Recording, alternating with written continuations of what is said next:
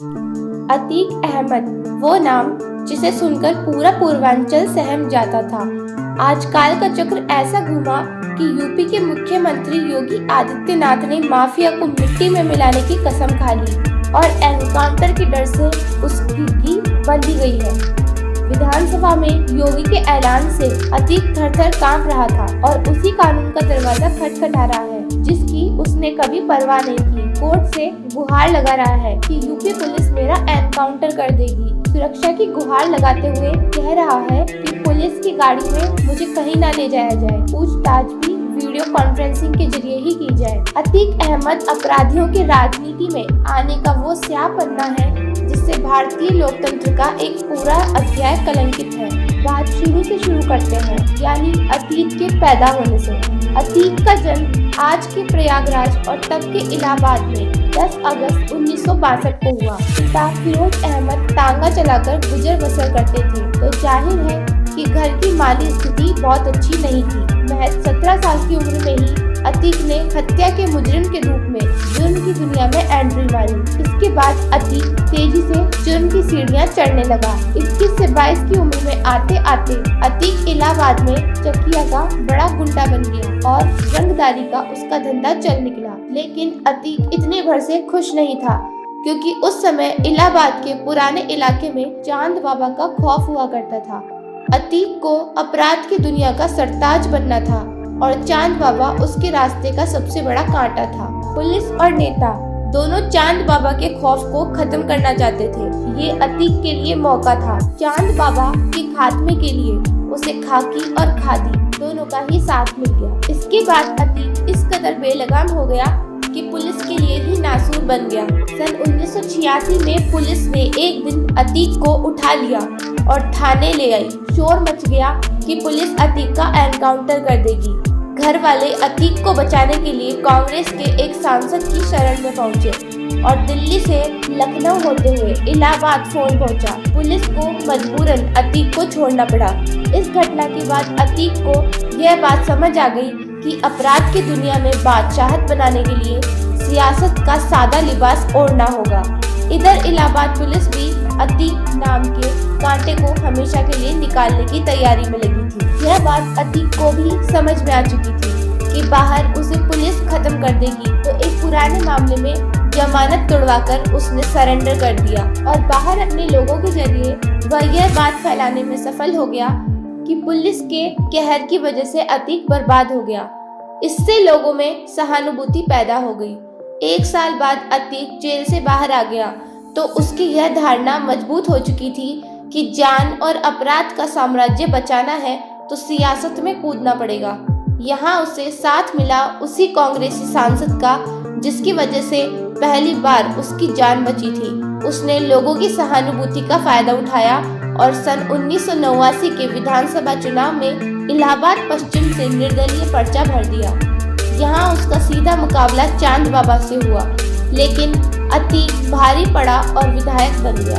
अतीक के विधायक बनते ही चांद बाबा का पूरा गैंग खत्म हो गया और चांद बाबा की भी हत्या हो गई।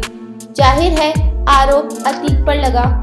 चांद बाबा के मारे जाने का अतीक को भरपूर फायदा मिला और उसके खौफ का साया इलाहाबाद से निकलकर पूरे पूर्वांचल तक फैलने लगा। इसके बाद 1991 और 1993 में भी अतीक इलाहाबाद पश्चिम से निर्दलीय विधायक बना। इस दौरान समाजवादी पार्टी से उसकी नजदीकियां बढ़ने लगी। साल 1995 में बहुचर्चित गेस्ट हाउस कांड में भी अतीक का नाम आया और इनाम में उसे 1996 में सपा टिकट मिला और जीत भी मिली। 4 बार विधायक बनने के बाद अतीक अब सांसद में बैठने का सपना देखने लगा। साल 1999 में अपना दल के टिकट पर प्रतापगढ़ से लोकसभा का चुनाव लड़ा, लेकिन मुंह की खानी पड़ी।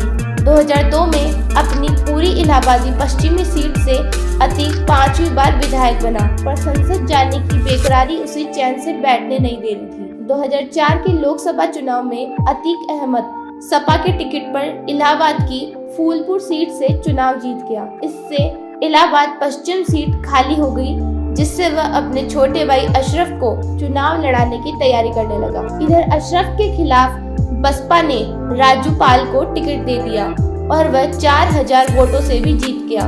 ये हार अतीक को बर्दाश्त नहीं हुई और 1 महीने में ही राजूपाल के ऑफिस के पास बमबारी और फायरिंग हुई। इस हमले में राजूपाल बच गया। दिसंबर 2004 में फिर उनकी गाड़ी पर फायरिंग की गई, लेकिन किस्मत ने फिर उनका साथ दिया। 25 जनवरी 2005 में तीसरी बार राजू पर हमला हुआ और इस बार किस्मत ने उसका साथ नहीं दिया।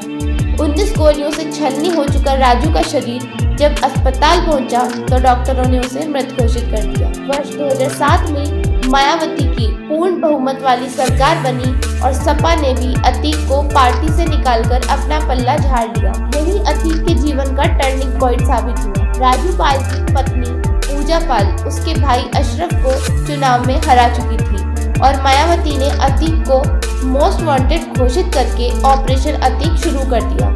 1986 से 2007 के दौरान के 1 दर्जन से ज्यादा मामले अतीक पर गैंगस्टर एक्ट के तहत दर्ज किए गए और उसके सिर पर 20,000 का इनाम रख दिया गया।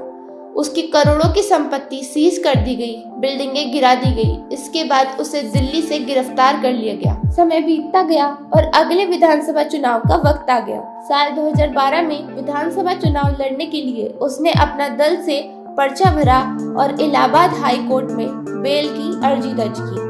उसके आतंक का आलम ये था कि हाई कोर्ट के 10 जजों ने एक एक करके केस की सुनवाई से ही खुद को अलग कर लिया। 11वें जज ने सुनवाई की और अतीक को बेल दे दी। इस बार पूजा पाल के सामने अतीक खुद मैदान में थे, लेकिन जीत नहीं पाए।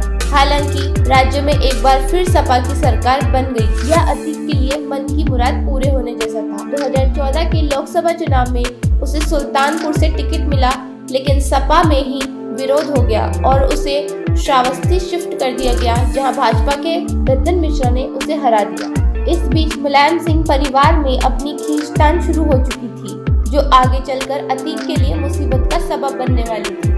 अगले साल होने वाले विधानसभा चुनाव के लिए 2016 में सपा के उम्मीदवारों को जो लिस्ट निकली, उसमें अतीक का नाम कानपुर कैंट से उम्मीदवार के रूप में था।